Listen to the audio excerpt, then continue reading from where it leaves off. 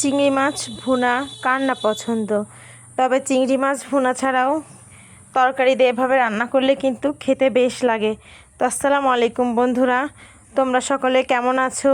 তো আমি আজকে একটা নতুন ধরনের রেসিপি নিয়ে তোমাদের মাঝে হাজির হয়েছি।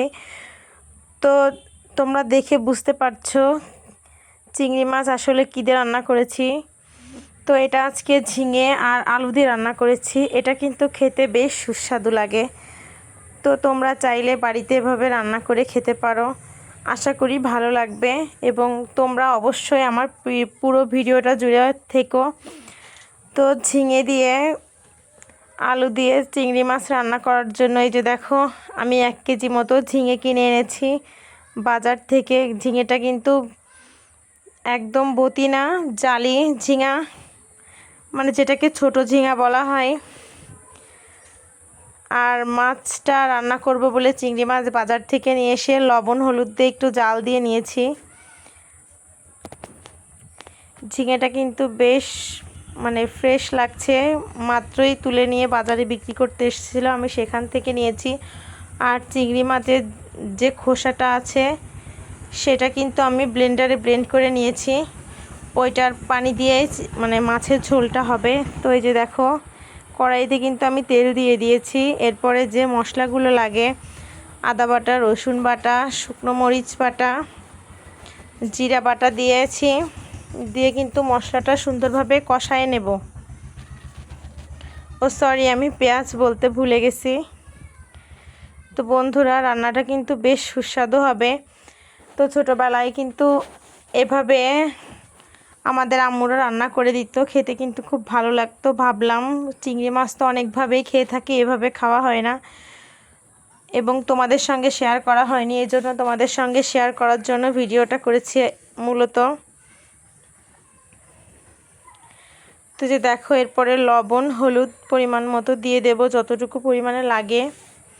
দিয়ে মশলাটা কিন্তু ভালো করে কষায়ে সামান্য ভাজা ভাজা হলে সামান্য পরিমাণে পানি দিয়ে দেব। তো বন্ধুরা, আমি নিয়মিত ভিডিও দিতে পারি না, তো এখন থেকে নিয়মিত ভিডিও দেওয়ার চেষ্টা করব। তোমরা প্লিজ যারা আমার ভিডিও রেগুলার দেখো তারা পুরো ভিডিওটা জুড়ে থেকো। তো মশলাটা কিন্তু ভাজা ভাজা হয়ে গেছে। এরপরে আমি এরকমভাবে লম্বা লম্বা করে আলু কেটে রেখেছিলাম, এটা পরিষ্কার করে ধুয়ে কিন্তু মশলাতে কষানো মশলার ভিতরে দিয়ে দেব। তো ঝিঙে যেহেতু নরম তরকারি এবং এটা অল্প জালেই ভালো করে সিদ্ধ হয়ে যায়, এর জন্য কিন্তু আমি আগে আলুটা ভালো করে কষিয়ে সিদ্ধ করে নিব, কষিয়ে সিজিয়ে নেব, যেটা আমাদের আঞ্চলিক ভাষা। তো এই জন্য আলুটা কষানোর জন্য পরিমাণ মতো পানি দিয়ে দেব। তো প্রায় দেখো আলুটা কষানো হয়ে গেছে। এই যে দেখো, ভালো করে সিদ্ধ হয়ে গেছে। এই পানি থাকতে থাকতে আমি ঝিঙাটা দিয়ে দেব। ঝিঙা কিন্তু আমি এরকম লম্বা লম্বা করে কেটে রেখেছিলাম। আর বন্ধুরা, তোমরা অনেকে জানো কি না জানি না, ঝিঙা কিন্তু কাটার পরে ধুতে হয় না, ওর উপরের যে খোসাটা আছে ওইটা ছাড়ানোর পরে পানিতে দিয়ে তারপরে ঝিঙাটা কাটতে হয়। ঝিঙেতে তো এমনি অনেক পানি বের হয়। আর এই যে দেখো, বলছিলাম চিংড়ি মাছটা আমি লবণ হলুদ দিয়ে জাল দিয়ে নিয়েছি, এর খোসাটা আমি ছাড়াবো না। তো দেখো, ঝিঙাটা কিন্তু তরকারিতে দিতে দিতেই একটু নরম হয়ে এসেছে। দেখো, আমি কিন্তু ঝিঙা ঢেকে ঢেকে রান্না করব তরকারিটা, আর এটা থেকে কিন্তু অনেক পানি বের হবে। ঝিঙের পানি দিয়ে ঝিঙেটা কিন্তু ভালো করে সিদ্ধ হয়ে যাবে। তো বন্ধুরা, এই যে দেখো, আমি এই পানিটা পুরোপুরি শুকানোর আগ দিয়েই আমি চিংড়ি মাছটার ভিতরে ভালো করে দিয়ে দিয়েছি। দিয়ে ভালো করে কিন্তু মেশাতে হবে।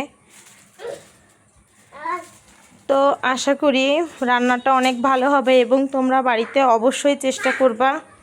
খেতে কিন্তু খুব সুস্বাদু এই তরকারিটা। এই গরমে এটা কিন্তু উপযুক্ত তরকারি, এটা কিন্তু স্বাস্থ্যের জন্য খুব ভালো।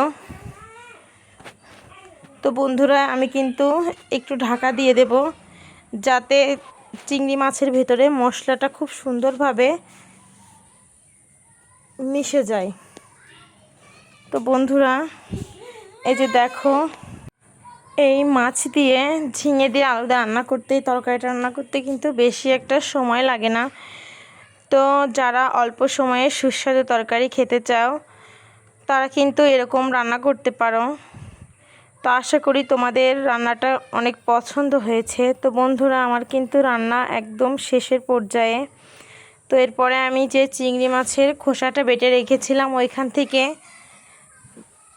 যে পানিটা হয়েছিল সেই পানিটা কিন্তু ঝোলের পানিতে দিয়ে দেব, মানে সেই পানিটা আমি ঝোলের পানি হিসেবে ব্যবহার করেছি।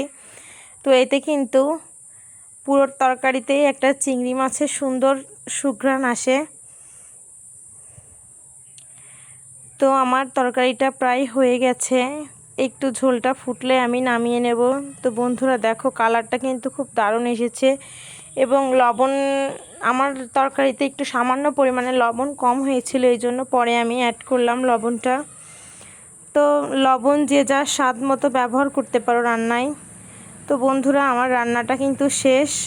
তো সবাই সুস্থ থেকো, ভালো থেকো, আল্লাহ হাফেজ।